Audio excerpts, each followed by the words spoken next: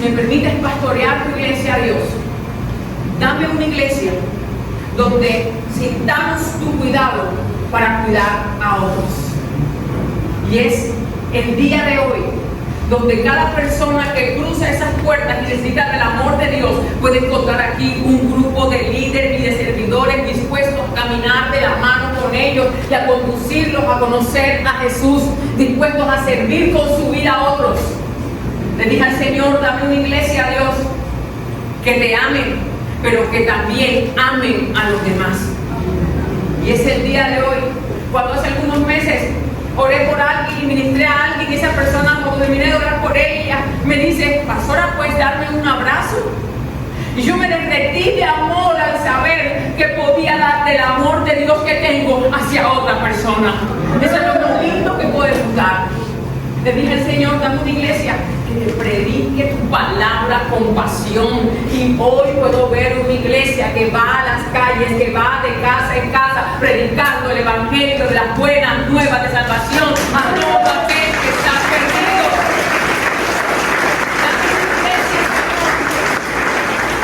Una iglesia llena de tu Espíritu Santo. Y hoy muchos podemos decir, el poder de Dios es real y nosotros somos testigos de eso. Hoy podemos decir, hemos sentido la presencia, la llenura del Espíritu Santo, hemos sentido a Dios que es vivo y que es real, más real que la persona que está al lado nuestro. Le dije, Señor, dame una iglesia donde podamos ayudarnos los unos a los otros, y aquí hoy podemos decir, somos una familia en Cristo Jesús. Le dije, Señor, dame una iglesia donde podamos conectar la gente contigo, donde la gente te conozca, donde la gente escuche tu palabra, escuche el evangelio de la paz. Una iglesia donde seamos no solamente apoyo el uno para el otro, Dios, sino que la gente pueda ser salva y pueda ser bendecida. Y aquí cada uno de ustedes siendo salvos y bendecidos por el Rey de Reyes y Señor de Señores.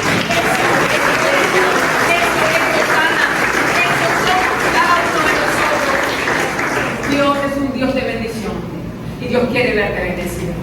Vamos, dígale a alguien esta mañana, Dios quiere verte bendecido. Dios quiere verte bendecido. Y Dios quiere que tú seas fuente de bendición para otros. Que a través de ti muchos sean bendecidos. Yo no sé si tú anhelas eso, pero es lo que Dios anhela de ti. Que tú seas bendecido, porque Él es un Dios de bendición, pero que seas fuente de bendición para otros y que compartas con otros las bendiciones que ni el dinero puede comprar. Porque el reino de los cielos no consiste en comida ni bebida, sino en justicia, gozo y paz en el Espíritu.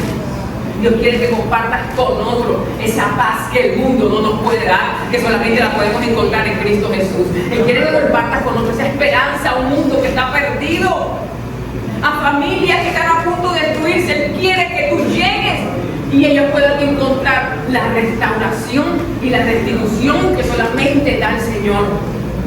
Que podamos brindar a otros ese gozo que nos da el hecho de ser salvos, el gozo de la salvación, que es nuestra fortaleza. Dios quiere que nosotros por eso anunciemos su palabra, anunciemos el evangelio, porque anunciando el evangelio muchos van a ser bendecidos. No es lo mismo querer irte para el cielo porque sabes que hay un infierno esperando. No es la motivación correcta seguir a Jesús porque hay una condenación esperando si no lo sigues. La motivación correcta para seguir a Jesús es el amor y el agradecimiento, porque Él nos amó primero, porque Él se acordó de nosotros, porque Él se acordó de nuestra familia, porque Él decidió amarnos para salvarnos a nosotros.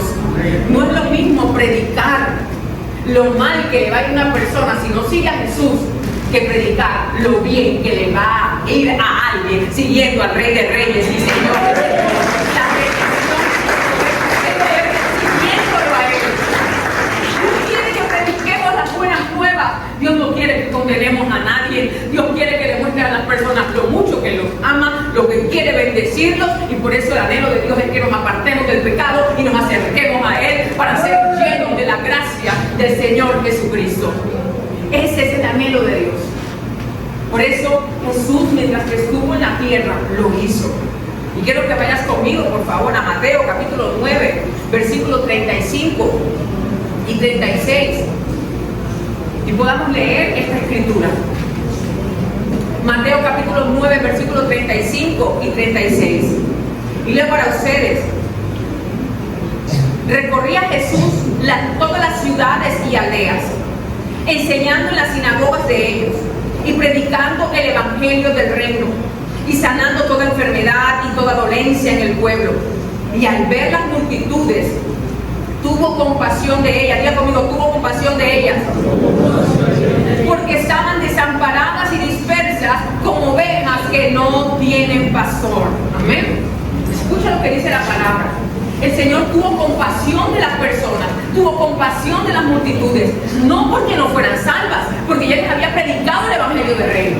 Tuvo compasión por la gente, no porque estuviera enferma, porque ya los había sanado. Tuvo compasión de la gente, no porque estuvieran oprimidos, porque ya los había libertado. Tuvo compasión de la gente porque las vio desamparadas y dispersas. Las vio desamparadas. Porque una cosa es ser salvo, estar sano, ser libre, y otra muy diferente, sentirte una persona desamparada, sentirte disperso. Entonces Jesús, ¿qué hizo? Jesús juntó, llamando a sus 12. Jesús juntó la gente a Él, acercó la gente a Él para que no se sintieran desamparadas ni dispersas. Jesús tenía algo, y es el pilar de esta iglesia, y es que Jesús juntó a la gente para amarla y para cuidarla. A Jesús le interesaba la gente, a Jesús le importaban las personas.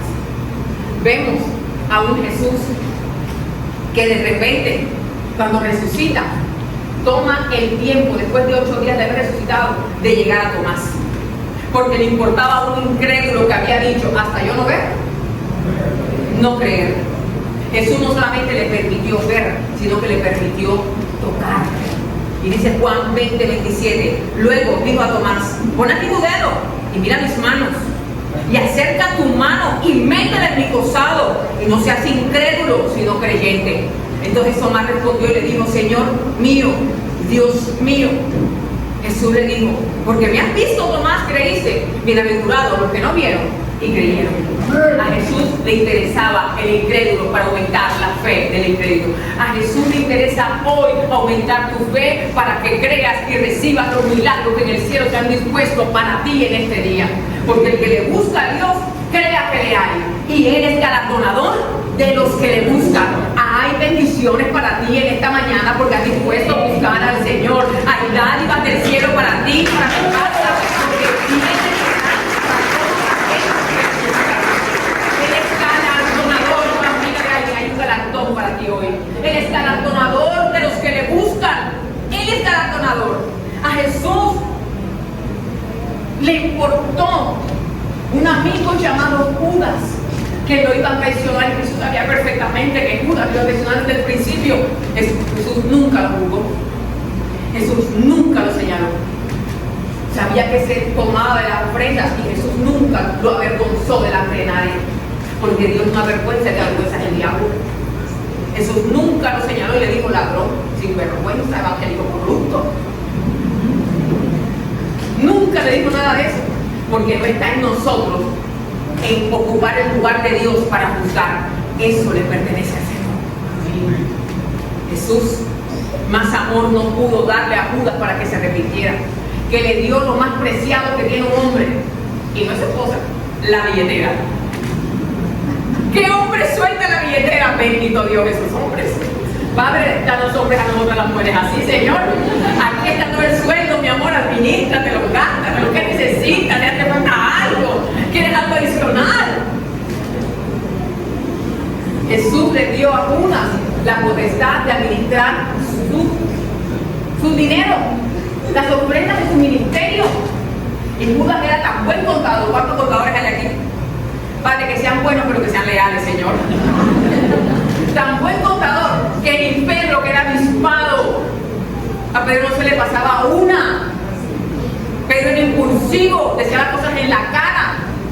Pedro nunca se dio cuenta de que Judas robaba.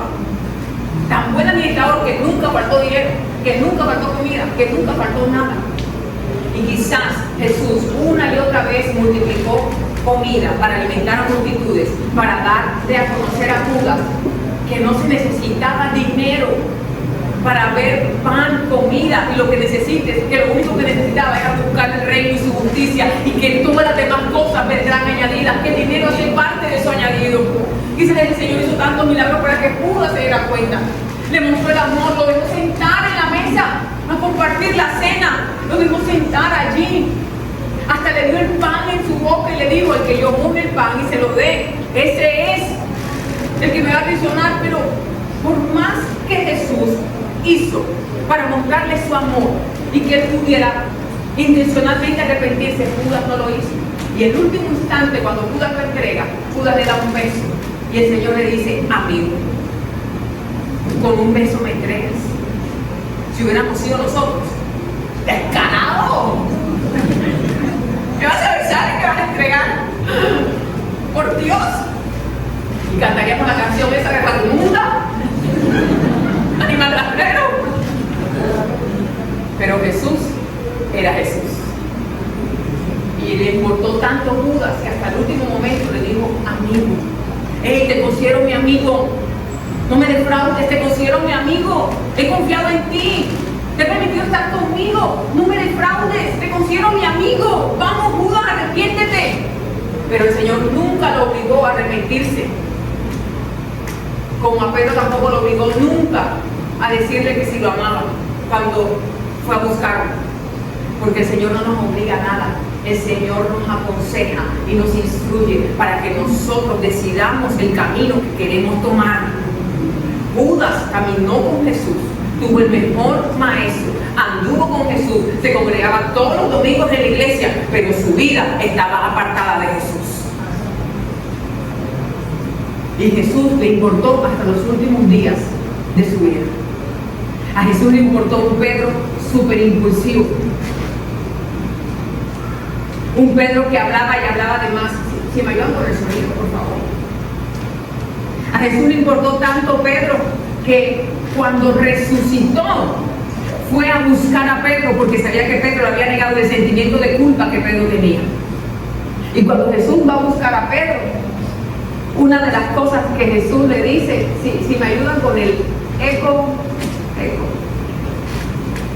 una de las cosas que Jesús hace por Pedro es preguntarle 3 veces, las mismas 3 veces que lo negó, las 3 veces que lo amaba. Entonces Jesús, yo me imagino que toma a Pedro y le dice: Pedro, ¿me amas? Y se lo lleva y quizás lo abraza mientras le está preguntando las 3 veces si lo amaba. Pero Pedro y Juan parecían Tom y Jerry. Un día estaban juntos y eran súper amigos, pero el otro día estaban reventados. O sea, discípulos que les gustaba pelear entre ellos. Imagina la joyita que tenían esos. Un día eran Tom y Jerry y se la llevaban tan bien que el día de la cena que vamos a ministrar hoy, Pedro, cuando escucha a Jesús decir: al que yo le dé el pan mojado, ese es, y a la persona que se le da el pan mojado es la persona más especial para ti en la mesa, eres importante para mí, me interesas. Y Pedro viene y le dice a Juan: Juan, pregúntale quién es el que está hablando, pregúntale quién es. O sea, súper amigos, súper íntimos, apoyándose el uno al otro. Y Juan se la recuesta al pecho de Jesús, que era el discípulo amado, y le pregunta: Señor, ¿de quién están hablando? O sea, ese día estaban llaves, o sea, forever. Pero cuando Jesús resucita y Pedro camina con Jesús diciéndole las 3 veces que sí lo amaba, Juan se levanta y dice: hey, o sea, ¿cómo así? O sea, ¿lo vas a perdonar después que le negó 3 veces? O sea, yo me quedé contigo en la cruz al lado de tu madre, hasta que tienes responsabilidad mantenerla, y a mí no me felicitas y me preguntas si te amo. Obviamente te amo, Señor. Entonces Juan iba detrás de ellos dos y me imagino Juan pensando: es que ni en disciplina lo vas a poner por haberte negado, Señor. O sea, tras de eso lo abrazas y es lo que te negó. Y de repente la Biblia dice que Pedro voltea y mira que le está siguiendo Juan. Y mira lo que le dice a Jesús. Te lo voy a leer en Juan 21:21. Cuando Pedro le vio, le dijo a Jesús: Señor, ¿y este qué? Juan 21:21. Y Jesús le dijo: si quiero que él se quede hasta que yo venga, ¿a ti qué? Tú sígueme. ¿Te estás dando cuenta cómo se tira? O sea, va caminando y le dice, señora, ¿y usted cree que no está persiguiendo? ¿Usted qué? Mándalo para su casa, échalo de aquí, o sea. Y Jesús le dice, ¿a ti qué te importa si él me sigue? O sea, sígueme tú, anda tú con tu vida. Por Dios, tienes una vida que vivir. O sea, ese día estaban de pelea los dos. Me impresiona algo de Jesús, ni a Tomás, ni a Pedro, ni a Judas. Los puso en disciplina. A los tres los dejó decidir qué camino querían tomar. Y a Jesús le importa tanto la vida de nosotros, que el día que arrestan a Jesús, Pedro estaba allí, Pedro el impulsivo, y ese día tomó para él el ministerio del zorro, cogió su espada, la sacó y voló orejas ese día. Y Jesús, por amor a él, porque Pedro le importaba, sabiendo aún que lo iba a negar después de eso, para que no lo tomaran preso ni lo mataran, puso su mano en la oreja del soldado a quien Pedro le había mochado la oreja y lo sanó. Porque a Jesús le importaba. A Jesús le importaba. Hasta Pilato, el que se lavó las manos para entregarlo, permitió que su mujer tuviera un sueño y advirtiera a Pilato de lo que él iba a hacer. Pero Pilato, como todo buen hombre, marido, esposo, no escuchó a su esposa, se lavó las manos, soltó Barrabás, sin importar lo que la esposa le advirtió, mandó que se crucificaran a Jesús. Cuando Jesús resucita, yo me imagino la esposa de Pilato, a quien no se le dice nombre, diciéndole a Pilato la famosa frase de nosotras las mujeres: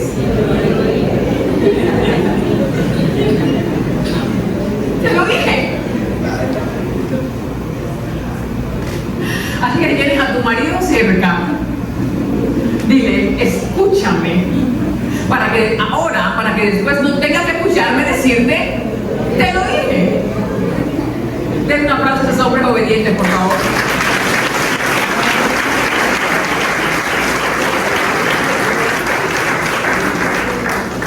Si a Jesús no le hubiera interesado el bienestar de cada uno de estos hombres, ¿saben qué hubiera hecho Jesús? Les hubiera predicado, ya ellos se habían salvado porque habían escuchado el evangelio del reino, les hubieran puesto las manos, se hubieran sanado cada uno de ellos, los hubiera libertado a cada uno de ellos, se hubiera despedido de cada uno de ellos, chao, cada uno para su casa, arréglensela como puedan. Pero no lo hizo, porque cualquiera puede predicar, cualquiera puede orar para que otro se sane, para que otro sea libre de la opresión, pero Jesús no llega hasta ahí. Jesús dio una milla más y los empezó a cuidar, los juntó a cada uno de ellos. No solamente les predicó, sino que también les formó como sus discípulos, los llamó para formarlos, para enseñarles, para que después ellos fueran a ser discípulos y el reino de Dios se extendiera hasta hoy, que estamos tú y yo escuchando las buenas nuevas del reino de los cielos. Jesús hizo discípulos porque Jesús sabía que él no podía llegar a todas partes. Si Jesús estaba en una ciudad, no podía estar en otra, no podía estar en una aldea, podía estar en un solo sitio a la vez.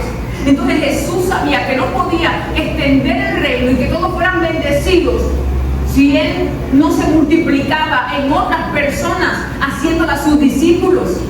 Y por eso Jesús no solamente predicó, se ganó a las personas para Dios, las sanó, las cuidó, sino que también las formó. Ya conmigo, las discipuló. Y sencillamente eso que hizo Jesús, fue como Jesús me dijo: así vas a ser iglesia, como yo hice iglesia. Por eso esta iglesia funciona bajo el modelo bíblico llamado el modelo de Jesús, donde nosotros no solamente ganamos y predicamos la palabra del Señor, sino que después que se predica la palabra, la cuidamos a cada persona que quiere que el amor de Dios sea depositado en su corazón. las sanamos, las libertamos en el nombre de Jesús. ¿Cómo? Llevándolas a un encuentro donde son sanas y libres de toda opresión, de toda amargura, de toda maldición generacional. Pero después de allí, en ese cuidado que les damos, queremos también formarlas como discípulos de Jesús por medio de nuestra academia de líderes, por medio de nuestra academia de obreros. ¿Sabes Jesús qué hizo? Jesús llamó a sus discípulos y les enseñó los principios del reino. Les dio a conocer al Padre. Y eso es lo que hacemos nosotros en casa, por medio de nuestra academia de líderes, nuestra academia de obreros. Reunimos a todos aquellos que dicen: yo quiero ser un discípulo de Jesús, yo quiero conocer el amor del Padre, yo quiero conocer los principios del reino, yo quiero afirmar mi fe. Y es allí donde nos fortalecemos de tal manera en la palabra del Señor, que nuestro cimiento es en Cristo Jesús. Y por eso hoy estamos firmes sobre la roca inconmovible que es Él. ¿Sabes qué mantuvo a Pedro a pesar de que Pedro era tan imprudente, tan impulsivo, que negó a Jesús? ¿Sabes por qué Pedro volvió otra vez a aceptar el llamado del Señor y a ser pescador de hombres? Porque Pedro tenía su fe firme.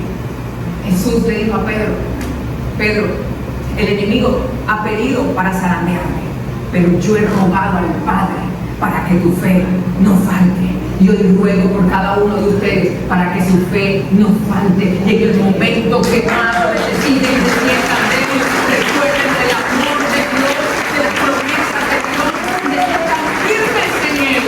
Que nuestra fe no falte, fue lo que mantuvo a Pedro firme. Tanto así que a Pedro le dio el Señor las llaves del reino. Tanto así que un día el Señor pregunta: ¿y ustedes quién dicen que yo soy? Y Pedro, como siempre, el primero en la clase: yo te digo, Señor, yo me sé la respuesta. Tú eres el Hijo de Dios, el Cristo.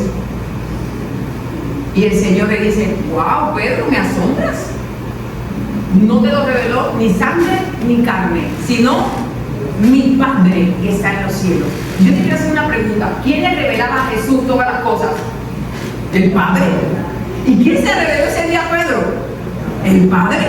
O sea, ese día Pedro estaba volando, estaba literalmente con alas.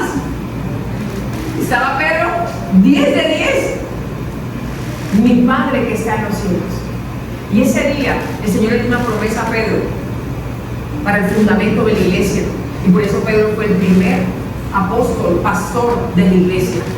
Aquel hombre con imperfecciones, aquel hombre con debilidades emocionales, aquel hombre a quien un día el Señor le dijo: apártate de mí, Satanás, porque me eres tropiezo. Aquel hombre a quien un día Jesús le dijo: ¿sabes qué? Pones tu mirada en las cosas de la tierra en vez de poner tu mirada en las cosas del cielo. Pedro, por favor.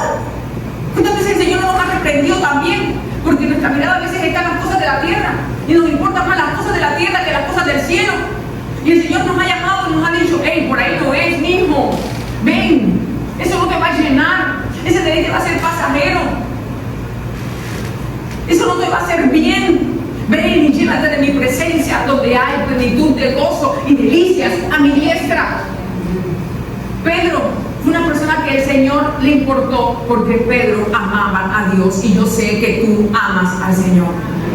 Si nos vamos 2000 años atrás y Jesús te diría a ti: ¿cómo harías discípulos si fueras un discípulo del Señor? ¿Cómo harías discípulos? La respuesta es tan sencilla: como Jesús lo hizo. ¿Cómo hacer discípulos? Como Jesús lo hizo.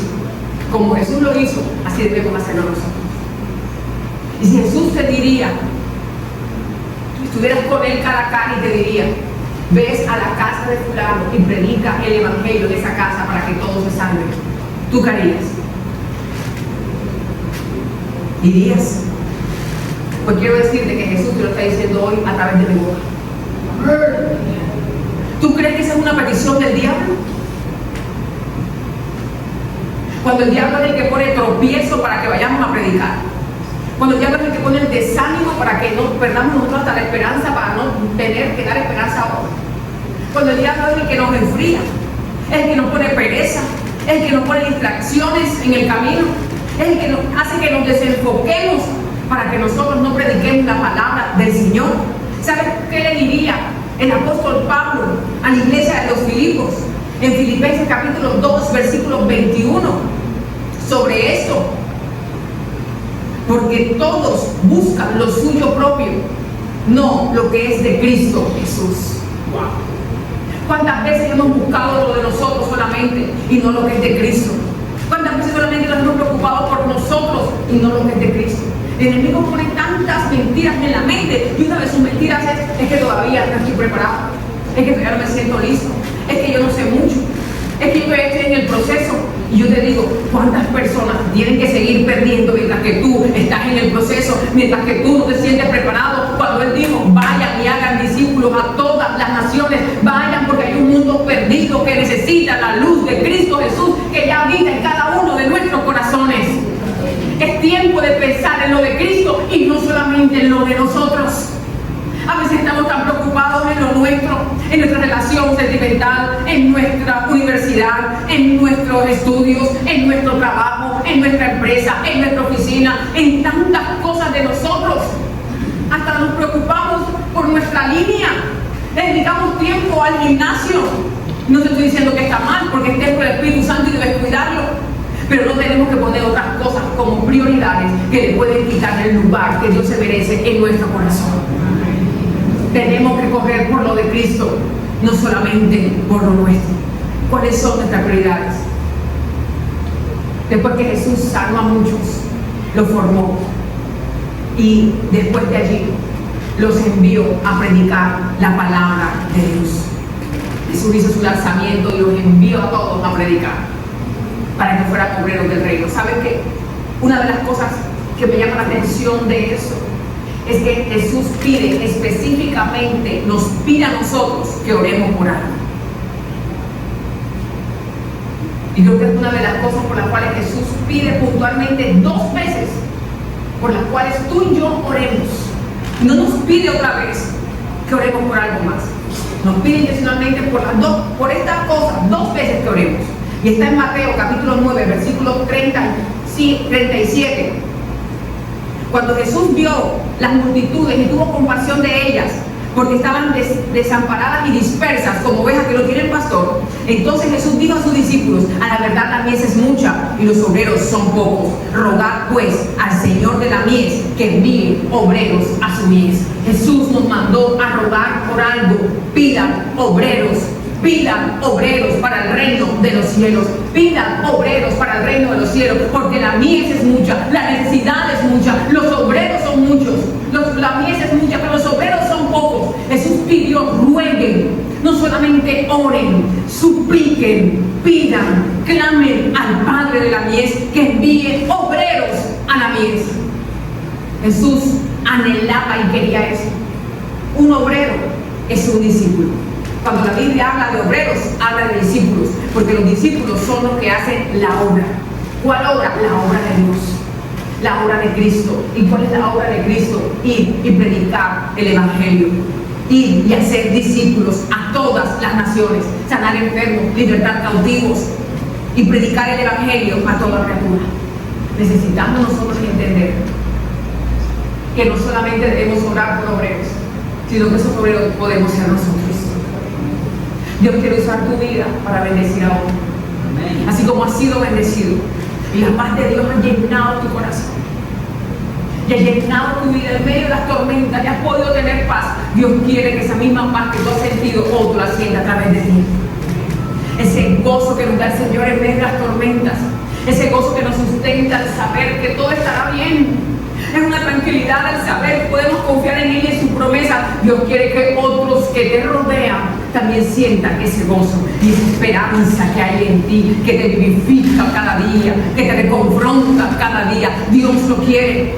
Marcos capítulo 2, desde el versículo 1, se habla de 4 hombres que un día decidieron llevar a otro que estaba enfermo, paralítico, a Jesús para que fuera sano. Y como no podían cargarle, ¿sabes qué hicieron estos hombres? Buscaron una camilla, lo montaron en la camilla y lo llevaron a la casa donde Jesús estaba predicando. Jesús no solamente predicaba en la sinagoga, Jesús también predicaba en las casas. Por eso nosotros En la visión que Dios nos ha dado en la iglesia, no solamente predicamos en el templo, sino también predicamos en las casas. La Biblia dice que esa casa de Capernaum, cuando tú lees el texto en Marcos 2, los teólogos concluyen que esa casa era una casa de Jesús. Jesús estaba predicando en su casa, era el anfitrión, pero era el líder también de ese grupo que él presidía. Y ellos sabían que Jesús estaba predicando en su casa. Llevaron a este hombre a Jesús, llevaron a este hombre a la casa de Jesús. Cuando se dieron cuenta que no había donde entrar, que la puerta estaba llena, las ventanas no se podían pasar por ellas, entonces dijeron: vamos a hacer algo, pero tú vas a ser sano. Hoy tú conoces a Jesús, hoy tú vas a ser salvo, hoy tus pecados se van a perdonar y también vas a entrar a vida nueva. Jesús puede hacer un milagro en tu vida. Y quizás este hombre apenado quizás les habrá dicho: no, pero si ya no podemos entrar, vamos a devolvernos, otro día llegamos. Aquellos hombres dijeron: no, hoy es el día de tu milagro, hoy es el día en que tú vas a ver el poder de Dios manifestarse, hoy es el día que algo va a pasar en tu vida. Y cogieron a ese hombre como pudieron, lo montaron en el techo, quitaron la teja y lo bajaron y lo pusieron a los pies de Jesús. Y me llama la atención el texto, ¿cómo dice? Y quiero leértelo textualmente.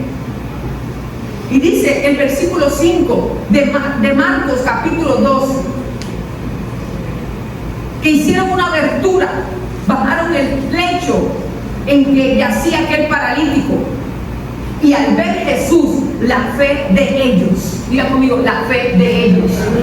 Jesús no vio la fe del enfermo, Jesús no vio la fe del paralítico, Jesús vio la fe de estos cuatro, Jesús vio la fe de ellos, y al ver la fe de ellos le dijo al paralítico: hijo, tus pecados te son perdonados, toma tu lecho y anda. A causa de la fe de alguien más fueron perdonados los pecados ese día de alguien entró a salvación, pero alguien también se llevó su milagro. Hoy te digo, la fe que tú tienes en Cristo Jesús puede salvar a tu familia, salvar a tus amigos, alcanzar a todo aquel que esté perdido en el nombre de Cristo Jesús. Usted puede hacerlo. No tengas temor de predicar la palabra, porque el que no recibe la palabra que tú predicas no te está rechazando a ti, estás rechazando al mismo Jesús. No tengas temor de predicar la palabra. Juan y Jacobo eran hermanitos y eran discípulos, y Jesús, cuando los mandó a predicar de 2 en 2 en casas, ellos un día fueron de los samaritanos, y los samaritanos, cuando lo sabían que venían a predicarles, los confundieron con testigos de Jehová y les cerraron la puerta de la casa. Estos hombres estaban indignados. O sea, qué falta de respeto, qué falta de educación entre los samaritanos. Por Dios, ¿qué es eso? Fueron de Jesús, y Jesús, cuando llegaron donde él, le dijeron: Señor, ¿cómo te parece? O sea, nos rechazaron, nos ofendieron. ¿Quieres que oremos como Elías? Mira, se volvieron espirituales, que descienda fuego del cielo y los queme a toditos. ¿Qué tal estos predicadores? Jesús mandándolo a que salven gente, y ellos queriendo hacer chicharrones de samaritanos. ¿Qué tal? ¿Sabes por qué ellos actuaron así? Porque estaban actuando bajo sus heridas y rechazo. Como tenían problemas de rechazo y de autoestima, al sentir que otros los rechazaron, querían matarlos. Y por ahí hay cristianos que si las miradas mataran, más de uno estuviera muerto. Mira, a ellos dos Jesús los apodó, para que tú sepas que el bullying no existe desde ahora, Jesús lo inventó. Jesús los apodó los hijos del trueno. Es decir, que cuando Marvel sacó a Thor, ya Jesús le había inventado 2 personajes a Marvel. Yo creo que el dueño de Marvel, el productor, tuvo que leer este pasaje para crear a Thor. Jesús ya había creado el hijo del trueno. Ahora, ¿qué le dijo Jesús a Juan y a Jacobo cuando ellos le dijeron eso, que querían hacer chicharrones con los samaritanos? Lucas capítulo 9, versículo 55, para los que les gusta anotar, dice la palabra. Jesús les exhorta y les dice: vosotros no sabéis de qué espíritu sois, porque el Hijo del Hombre no ha venido para perder las almas de los hombres, sino para salvarlas. Diga conmigo, salvarlas. El Señor los exhorta, porque la vida de ellos les importa.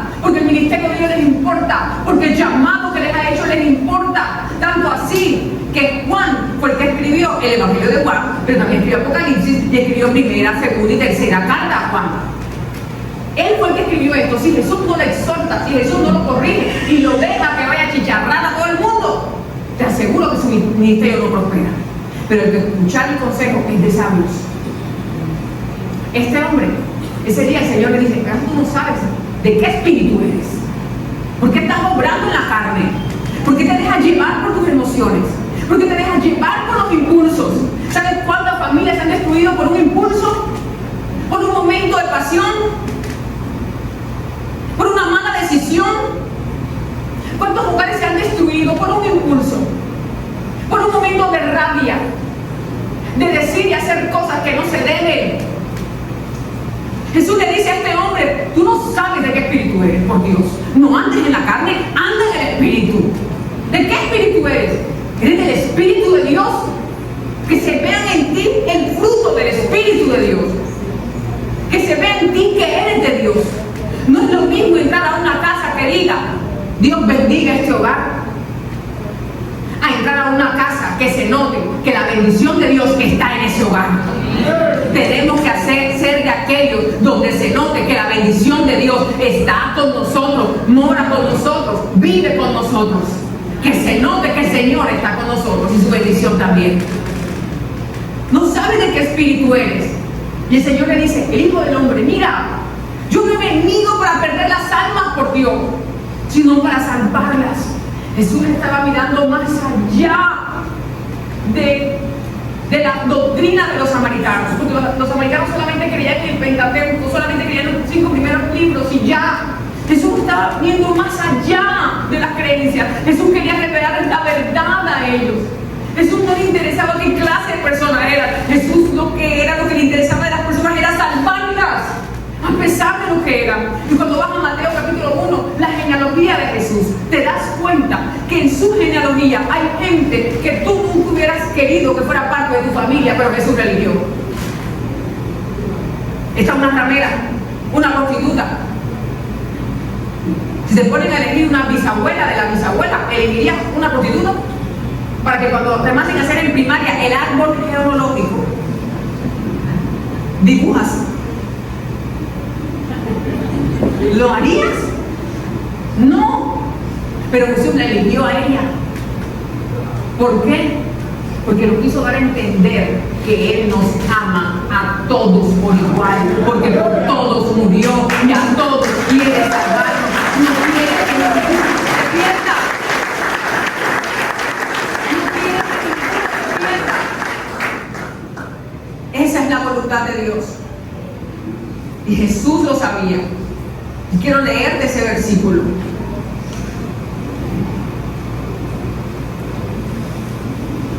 Mateo 18:14 dice: no es la voluntad de vuestro Padre que está en los cielos que se pierda uno de estos pequeñitos. El Señor no quiere que nadie de tu familia se pierda. Dios no quiere que ninguno de tu universidad se pierda. Dios no quiere que ninguno de la oficina donde vas todos los días a aguantarte al jefe y los compañeros que son una castita. Dios no quiere que ellos se pierdan. Dios no quiere que se pierdan los que trabajan contigo en la empresa. Dios no quiere que se pierda el tendero de tu tienda, de la esquina. Y el supermercado que tanto frecuentas. Dios no quiere que se pierda a nadie. Y por eso Dios te ha llamado a su luz.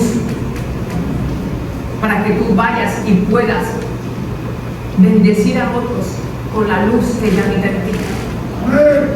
El Señor, por eso, antes de irse al cielo, dijo: vayan y haga discípulos a todas las naciones. Porque el Señor no quiere que ninguno se pierda. Un día Jesús entra a una casa de un hombre que todos conocemos, llamada Zaqueo.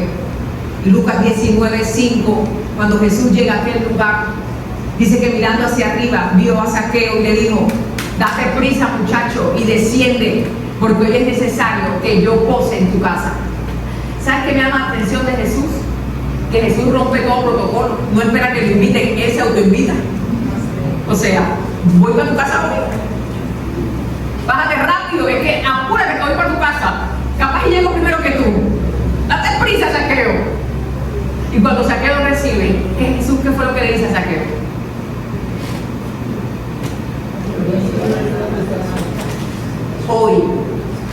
ha llegado la salvación a esta casa. Porque no hay casa que se abra para Jesús que no haya salvación para ellos y para toda su descendencia. Hoy ha llegado la salvación a esta casa. Si tú has abierto la puerta de tu casa para Jesús, quiero decirte que tú y tu casa serán salvos. Porque en el creyere habrá salvación. Habrá salvación. Hay salvación para los tuyos. Dios no va a desamparar a tus hijitos.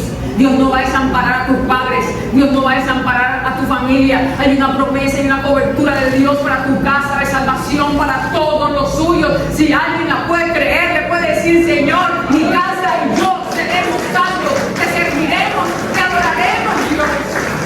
Hay salvación para los nuestros. Ninguno de los nuestros se perderá, porque es la promesa que tenemos de Dios para nosotros. Es la promesa que tenemos de Dios para nosotros. Hoy quiero preguntarte: ¿a qué casa es necesario que vayas? ¿A quién tienes que visitar hoy? ¿A qué casa vas a ir a predicar la palabra? ¿A quién vas a visitar? ¿Qué casa vas a tocar para llevar las buenas nuevas de salvación? ¿Y cómo lo hago? Fácil. Cuenta lo que Jesús ha hecho en ti. Cuenta qué ha pasado desde que decidiste caminar de la mano con Él. Cuenta qué ha pasado en ti a causa de Él. Y lo que ha pasado en ti a causa de Él lo va a querer todo el mundo. Porque es como una miel que es buena al paladar. El salmista diría: gustar y ver qué bueno es el Señor. Dichoso el hombre que confía en Él. No permitamos que ninguna persona que nos conozca y que conozcamos vaya al infierno, sino que vaya a la morada que Cristo ha preparado para cada uno de ellos. Él dijo: voy a hacer morada. Allá los espero, muchachos. Yo me voy, pero voy a preparar una casa para todos ustedes. Un montón de cuartos. Voy a preparar una cena. Hay una silla que tiene tu nombre. Te estoy esperando. Pero no quiero que vayas solo. Quiero que lleves a todos los que conozcan. Quiero que llenes el cielo para mí. Que hoy podamos decirle al Señor: yo quiero ser uno de esos discípulos. Que vayan y hagan discípulos. Que hoy podamos decirle al Señor: yo quiero que tú me uses para que otro sea salvo como yo he sido salvo. Yo quiero que tú me uses para que otro sea sano y sea libre de toda opresión, de toda amargura, como tú me has hecho libre, como tú me has sanado. Yo quiero que tú me hagas libre a otra persona de toda maldición, como tú lo has hecho conmigo y me has dado tu bendición. Dios es un Dios de bendición y quiere que nosotros vivamos en bendición para que demos continuamente bendición a todo aquel que nos rodea. Esta es una mañana para decirle: yo deseo, yo quiero, yo anhelo ser tu discípulo, Señor.